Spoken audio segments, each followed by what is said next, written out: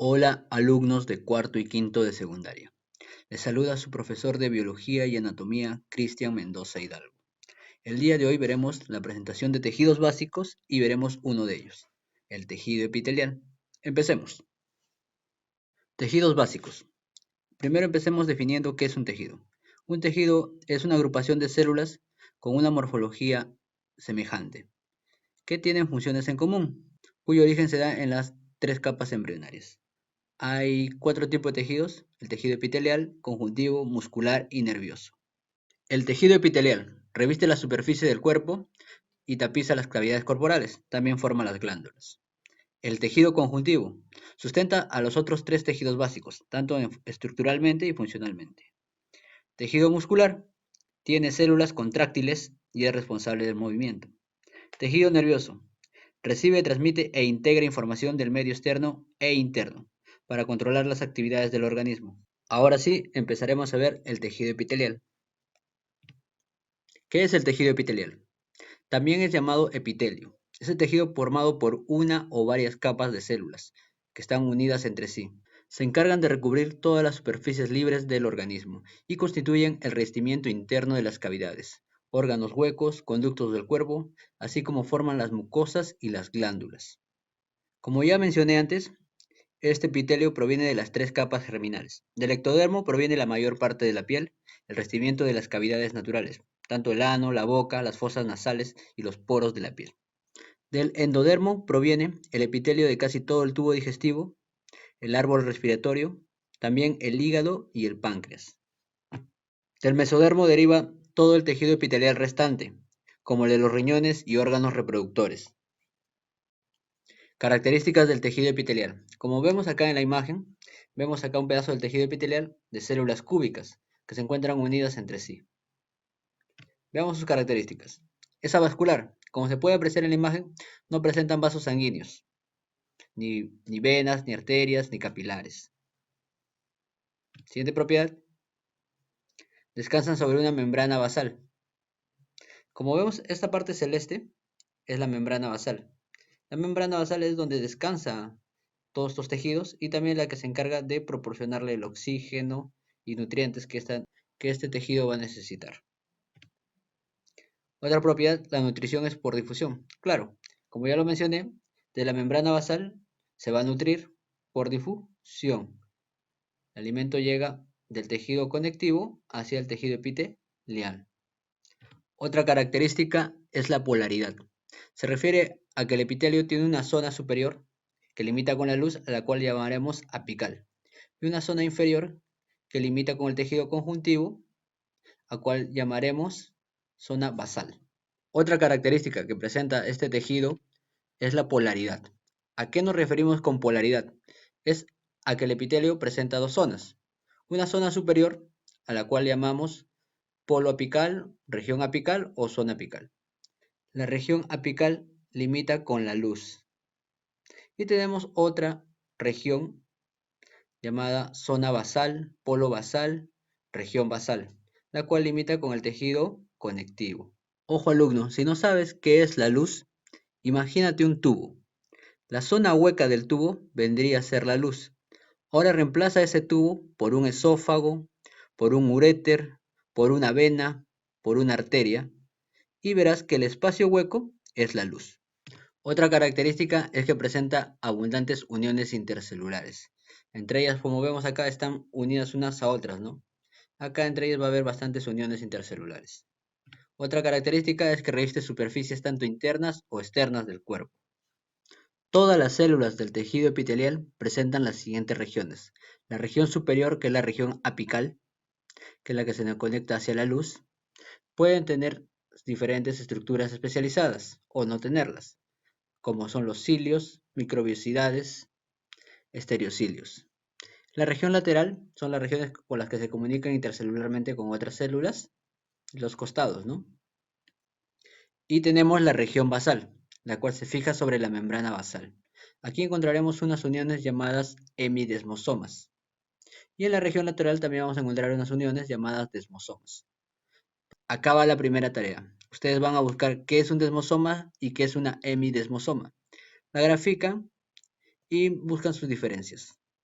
No olvidar que la región apical se comunica con la luz y la región basal con el tejido conjuntivo. ¿Ok? Con el tejido conjuntivo. Como lo mencionamos antes, la región apical presenta ciertas estructuras especializadas, las cuales pueden ser cilios, microvellosidades y estereocilios. Como ya lo mencionamos, las estructuras especializadas son las microvellosidades, estereocilios y cilios. Las microvellosidades poseen filamentos de actina, tienen movimiento pasivo y aumentan la superficie de absorción. Estas las podemos encontrar en los intestinos y túbulos renales. Pasamos a los estereocilios. Ellos también están hechos de filamentos de actina. Tienen movimiento pasivo. La diferencia es que los estereocilios son más largos que las microvellosidades. Estas las podemos encontrar cumpliendo la función de absorción en el epididimo y la función de mecanorreceptor en el oído interno. Ahora pasamos a los cilios. Los cilios ya no están formados de actina, sino están formados por microtúbulos, los cuales están formados a su vez por la proteína tubulina. Ellos presentan un axonema 9+2. Axonema no es más que la configuración interna. Tiene movimiento activo, tiene la función de transporte en el tráquea, en el árbol bronquial, en la trompa uterina, epitelio olfatorio. Acá también podemos apreciar que dice espermatozoides. Ojo alumnos, algunos autores consideran al cilio como un flagelo, pero nosotros vamos a tomarlo de forma diferente.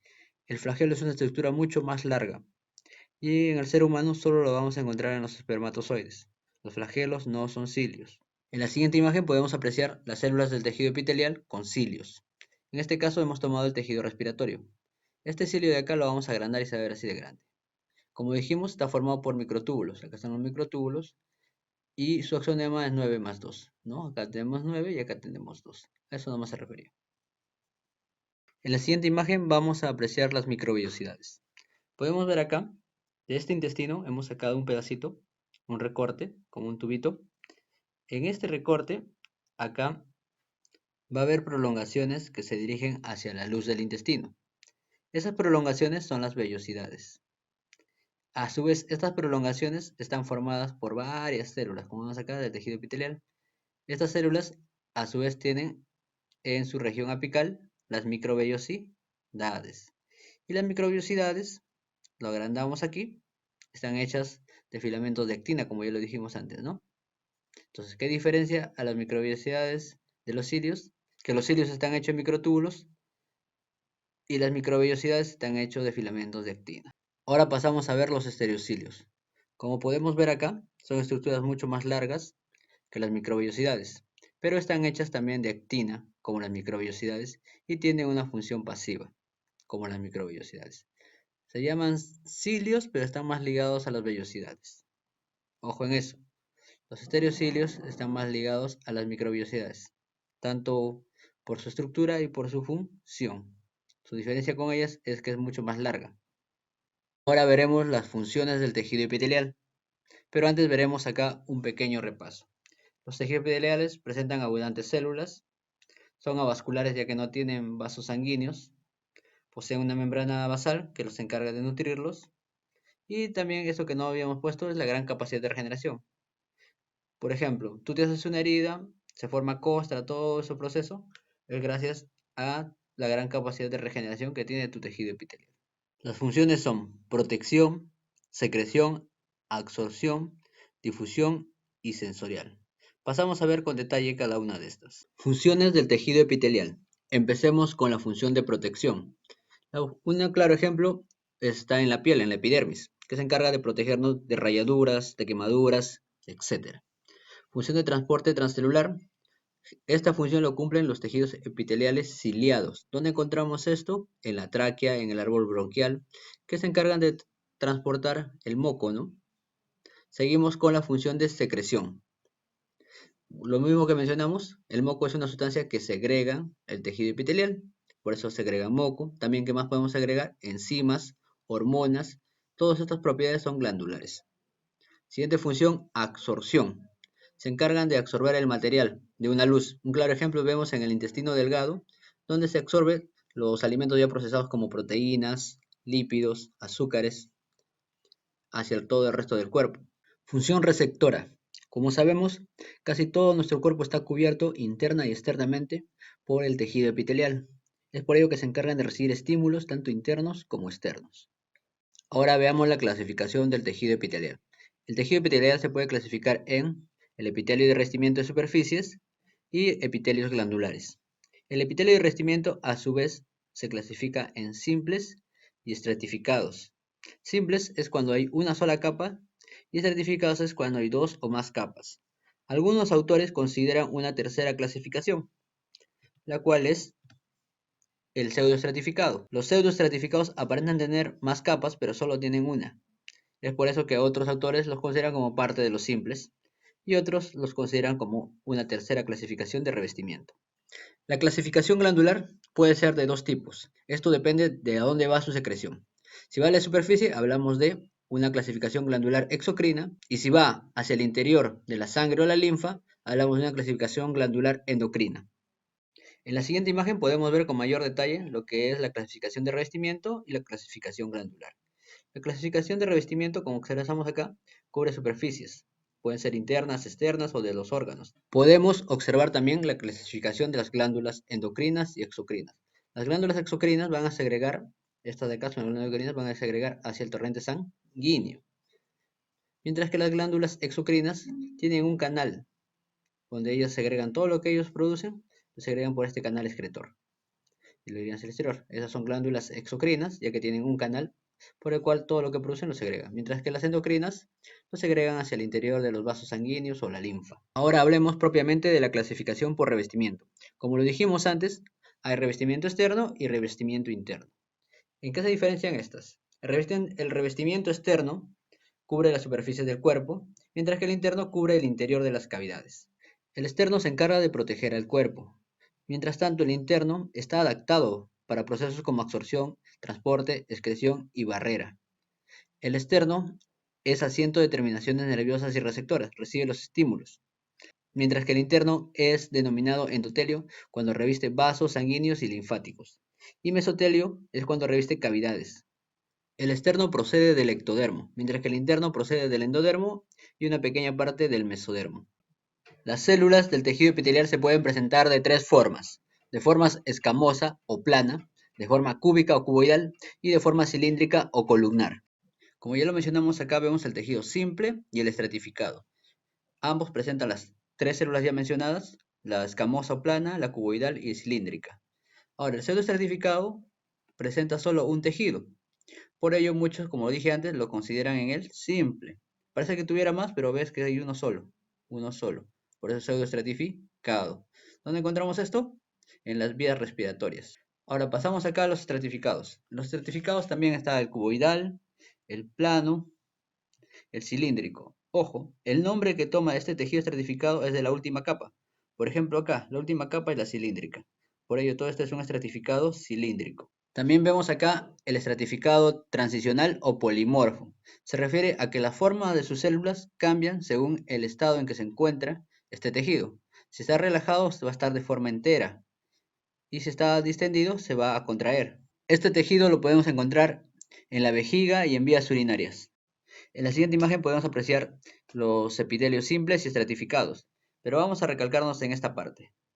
Vemos acá el estratificado plano sin queratina y el estratificado plano con queratina. Ahora, ¿qué es la queratina? La queratina es una proteína, la cual veremos en biología. En la siguiente imagen podemos ver ejemplos donde podemos encontrar tejido simple plano o escamoso. Tenemos a la pleura, que es la membrana que cubre el pulmón. Los alveolos son células pulmonares. Ambas están ligadas a las vías respiratorias. Tenemos también al glomérulo renal, a la arteriola, a la asa de Henle y a la cápsula de Bowman. Estos tres términos nuevos de anatomía los vamos a ver cuando toquemos aparato excretor. Aquí vemos unos ejemplos donde podemos encontrar epitelio simple cúbico. Vemos acá en los folículos ováricos, esos redonditos. Acá está el epitelio simple cúbico, ¿no? También lo podemos encontrar en los túbulos renales. También lo podemos encontrar en las glándulas exocrinas, como acá. Es una glándula exocrina y acá está el epitelio simple cúbico. En esta imagen observamos ejemplos de epitelio simple cilíndrico. Podemos encontrarlo en el intestino delgado, en el intestino grueso, en el estómago, en la vesícula biliar y también en la trompa uterina. ¿Recuerdan cuando hicimos fecundación? Cómo el cigoto se transportaba hacia el endometrio del útero. Era gracias a que la trompa uterina tenía el tejido simple cilíndrico ciliado que permitía el movimiento del cigoto hacia el endometrio. Y por último, el epitelio pseudoestratificado. El pseudoestratificado lo encontramos en la zona apical con cilios o con estereocilios. Por ejemplo, acá, este corte le pertenece a una tráquea y este tiene sus cilios.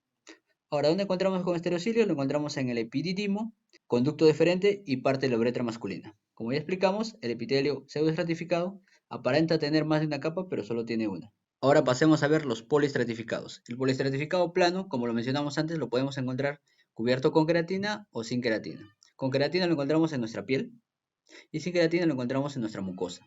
Pasamos a ver el poliestratificado cúbico. ¿Dónde podemos encontrarlo? Lo podemos encontrar en nuestras glándulas sudoríparas, en las glándulas esofágicas y parte de la uretra masculina.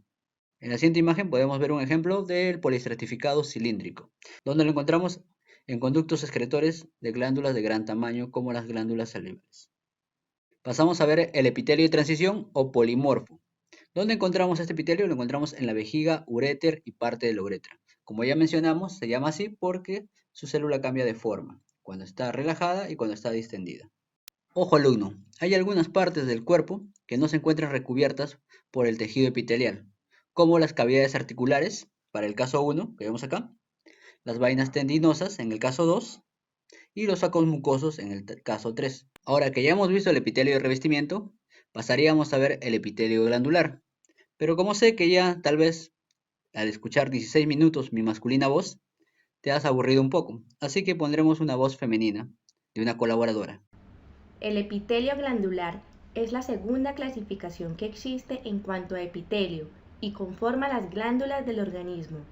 Las glándulas son células o cúmulos de células cuya función es la secreción, y aquella sustancia que secreten es denominada producto de secreción.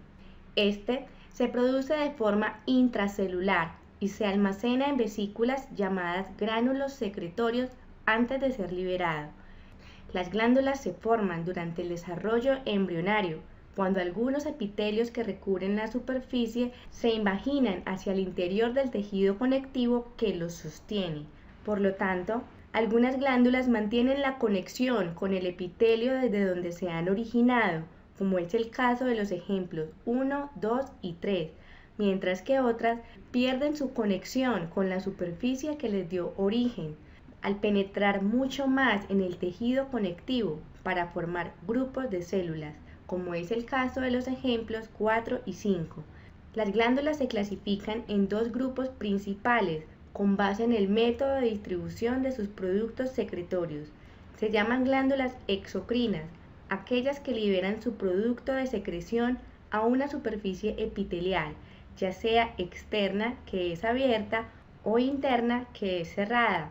La mayoría lo hace mediante un sistema de conductos llamados conductos excretores, originados a partir de esta superficie epitelial, los cuales constituyen la unidad conductual, ya que unido a ellos se encuentra la unidad secretora de la glándula, que es denominada adenómero. Ambas unidades conforman el parénquima de la glándula, mientras que el estroma se refiere al tejido conectivo que la sostiene. Un ejemplo de estas glándulas son las glándulas sudoríparas, las glándulas mamarias, las glándulas salivales, las glándulas sebáceas, la parte exocrina del páncreas, las glándulas lacrimales, entre otras, con sus respectivos productos de secreción. Por otra parte, las glándulas endocrinas, que también presentan la organización histológica de estroma y parénquima, son aquellas que no tienen conductos excretores, pues perdieron su unión con el epitelio que las originó. Por lo tanto, vierten sus productos de secreción directamente a la sangre o a la linfa, para que a través de estos medios viajen hasta alcanzar las células u órganos denominados blanco o diana, que es donde se busca ejercer un efecto determinado, gracias a que estos últimos poseen receptores específicos que detectan la sustancia liberada. Estos productos de secreción, que son sustancias mensajeras, son denominadas moléculas señal y pueden tener diferente composición, como se muestra en el recuadro. pero suelen agruparse según la distancia que deben recorrer para llegar a su blanco o diana de la siguiente manera: en hormonas, en mediadores químicos celulares o citoquinas y en neurotransmisores. Son ejemplos de estas glándulas la hipófisis, la epífisis, la glándula tiroides, la glándula paratiroides, la parte endocrina del páncreas, las glándulas suprarrenales, los ovarios, los testículos y la placenta, entre otros. Podemos ver que existen glándulas como el páncreas, que se conforman de una parte endocrina y otra parte exocrina, y son denominadas glándulas mixtas, ya que pueden realizar ambas funciones, ya sea por un solo tipo de células o por células diferentes. También son glándulas mixtas los ovarios y los testículos, entre otras. Estas glándulas endocrinas pueden estar organizadas de tres formas: en forma de acúmulos o racimos, como es el caso de la adenohipófisis; en forma de cordones celulares dispuestos alrededor de capilares sanguíneos, como es el caso de la corteza de las glándulas suprarrenales. En estos dos primeros casos, la hormona que va a ser secretada se almacena intracelularmente y se libera cuando existe un estímulo inductor, mientras que en la tercera forma, en la que existe una distribución folicular, la presencia de folículos rodeando una cavidad hace que se albergue previamente la hormona que se va a secretar, para luego ser reabsorbida por estas mismas células foliculares y después liberadas a los capilares sanguíneos. Este es el caso de la glándula tiroides. Las secreciones de las glándulas exocrinas, como las de las endocrinas, están reguladas por diferentes estímulos que provienen de distintas fuentes, como lo son del sistema nervioso, de las secreciones de otras glándulas endocrinas o por la combinación de factores nerviosos y endocrinos.